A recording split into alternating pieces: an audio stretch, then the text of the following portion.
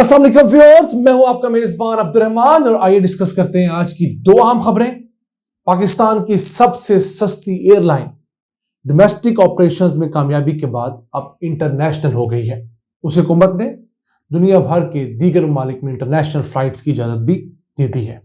जहां एक तरफ हमारी अपनी पाकिस्तान इंटरनेशनल एयरलाइन जबू हाली का शिकार है, 2 हफ्तों के दौरान 650 फ्लाइट्स कैंसिल करवा चुकी है कि उसके पास तेल लेने के पैसे नहीं। वहीं दूसरी तरफ पाकिस्तान की डोमेस्टिक प्राइवेट एयरलाइंस इंटरनेशनल हो रही हैं। क्या वजह है? पाकिस्तान में ट्रैफिक है।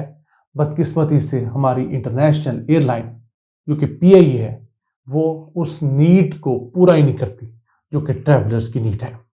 इसे आपसे डिस्कस करेंगे। जबकि आज की दूसरी खबर, पाकिस्तान रेलवे ने एक नई पॉलिसी मंजूर की है जिसके तहत इसकी आमदन में अरबों रुपए का इजाफा मुतवक्के है।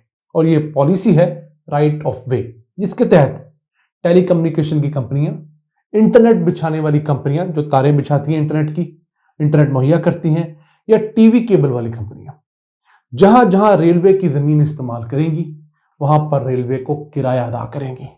इससे पहले ये सारी कंपनियां कुछ लेने देने के बाद काम चलाती थी। कोई पॉलिसी रेलवे की तरफ से मंजूर शुदा नहीं थी।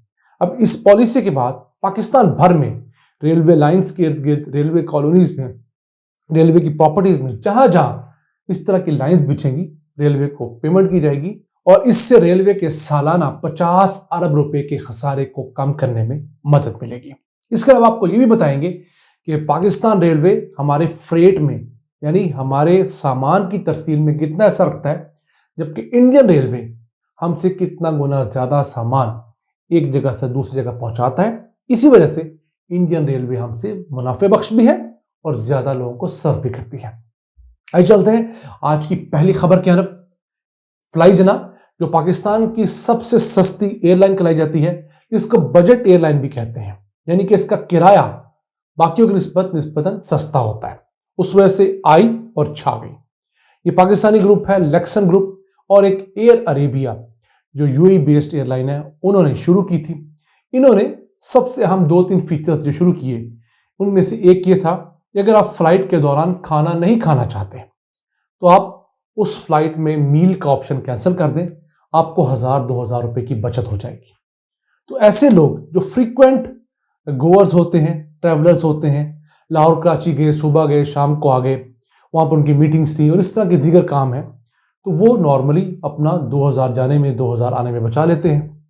इसी तरह इन्होंने ये ऑप्शन भी दी कि आप दौरान फ्लाइट बजाय रवायती सा खाना खाने के, जो कि एयरलाइन मुहैया करती है, आप मील के मुख्तलिफ ऑप्शंस चूज कर सकते हैं पहले, या फ्लेवर्स ले सकते हैं। मतलब सैंडविचेस में मुख्तलिफ फ्लेवर्स आप ले सकते हैं, स्मोक ले सकते हैं, ग्रिल ले सकते हैं, सालसा, बारबेक्यू ले सकते हैं। तो एक वैरायटी आपके पास आ गई। और तीसरी इन्होंने ऑप्शन ये दी, वो फिर खाने में थी, कि आप दौरान फ्लाइट मुख्तलिफ चीज़ें खरीद सकते हैं। अगर आपका दिल किया निम्को खाने का तो आप निम्को खरीद सकते हैं, आप पीनट्स ले सकते हैं, आप मुख्तलिफ किस्म के जूसेस ले सकते हैं, आप सॉफ्ट ड्रिंक्स ले सकते हैं, आप खाने में बर्गर, सैंडविचेस की जो वैरायटी अवेलेबल है वो ले सकते हैं। तो इससे हुआ क्या कि कस्टमर का एक इंटरेस्ट डेवलप हो गया और इस छोटे से खाने वाली एक नई चीज़ की वजह से कस्टमर इनकी तरफ जाना शुरू हुआ। इसके अलावा इनकी सर्विस वैसी ही है जैसी दीगर प्राइवेट एयरलाइंस की है। कोई ख़ास चीज़ मुझे नज़र नहीं आई। मैंने खुद ट्रैवल किया इसी साल मार्च में, तो उस लिहाज से इन्होंने एक खुद को मुमताज़ गर्दाना, एक रेट्स मुनासब, दूसरा खाने पीने के ऑप्शंस, और लोग जौक दर जौक यहाँ गए। एक साल के अंदर इन्होंने 4370 डोमेस्टिक फ्लाइट्स ली, जो कामयाबी से पूरी हुई पूरे पाकिस्तान के अंदर।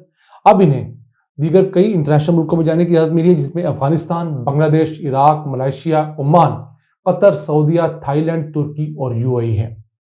इन ममालिक में से 3 सबसे मुनाफे बख्श रूट जिनको मिले हैं, सऊदी अरब, यूएई और उसके अलावा ओमान, कतर के रूट हैं। यहाँ पर पाकिस्तानियों की बड़ी तादाद रहती है। इसके अलावा मलेशिया का रूट भी पाकिस्तानियों के लिए एक वायबल सोल्यूशन है, क्योंकि मलेशिया में भी लाखों की तादाद में पाकिस्तानी बसते हैं।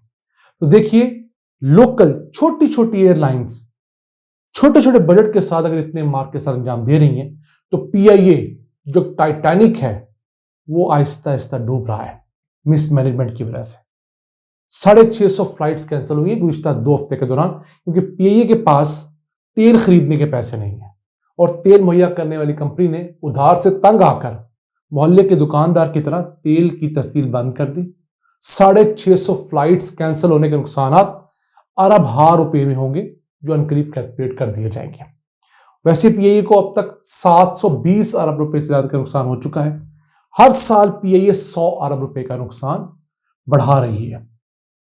मसला पाकिस्तान में कम सवारियों का नहीं है, मसला पीआईए के अंदर है कि उसकी सवारियां इससे मुतमिन नहीं है, इसकी service state of the art नहीं है, खाने के मेयार, सीटों के मेयार और बाकी मेयारात ठीक नहीं है।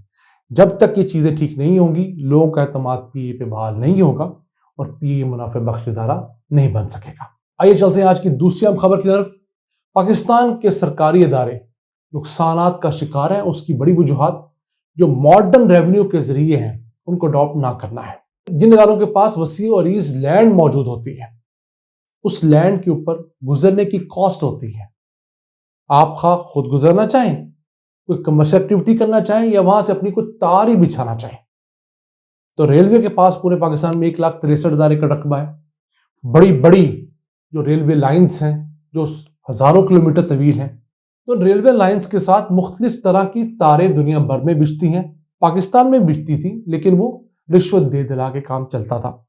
अब उन तारों को लीगलाइज करने के लिए एक राइट ऑफ वे की पॉलिसी मंजूर हुई, जिसके तहत कोई भी ऐसी टेलीकम्युनिकेशन की कंपनी जो इंटरनेट मुहैया करती हो, जो केबल टीवी मुहैया करती हो, वो अगर अपनी तार बिछाना चाहे रेलवे लाइन के साथ साथ या किसी भी रेलवे की जमीन के अंदर, तो वो पर फुट के हिसाब से, पर मीटर के हिसाब से एक रेंट देगी।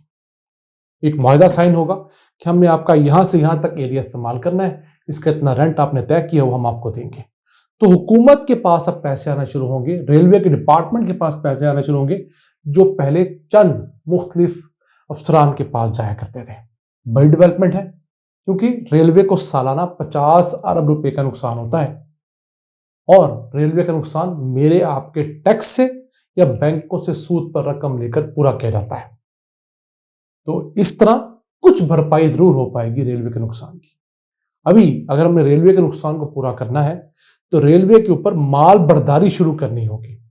इस वक्त पाकिस्तान में जितना सामान भेजा जाता है, वसूल किया जाता है, उसका सिर्फ 4% रेलवे के जरिए भेजा जाता है, जबकि 96% सड़कों के जरिए, ट्रक्स, ट्रॉलर्स के जरिए भेजा और वसूल किया जाता है। अगर हम इस इक्वेशन को थोड़ा सा बेहतर कर लें, 4 की बजाय 20% सामान ही सिर्फ रेलवे के जरिए आना शुरू हो जाए, तो पाकिस्तान रेलवे मुनाफे बख्श इदारा बन जाएगा। हमारे हमसाया इंडिया है, वहां पर 26% सामान जो टोटल इंडिया के अंदर भेजा और वसूल किया जाता है, वो रेलवे के जरिए भेजा और वसूल किया जाता है। और इसी वजह से वहां पर हर साल 1512 मिलियन टन सामान रेलवे कैटर करता है और रेलवे वहां का हमसे कहीं ज्यादा एफिशिएंट भी है और मुनाफा बख्श भी है। दुनिया के कई ममालिक तो ऐसे हैं जहां पर 70% सामान रेलवे के जरिए भेजा और वसूल किया जाता है। अमेरिका इतनी बड़ी इकॉनमी है, वहां का 40% सामान रेलवे के जरिए भेजा जाता है।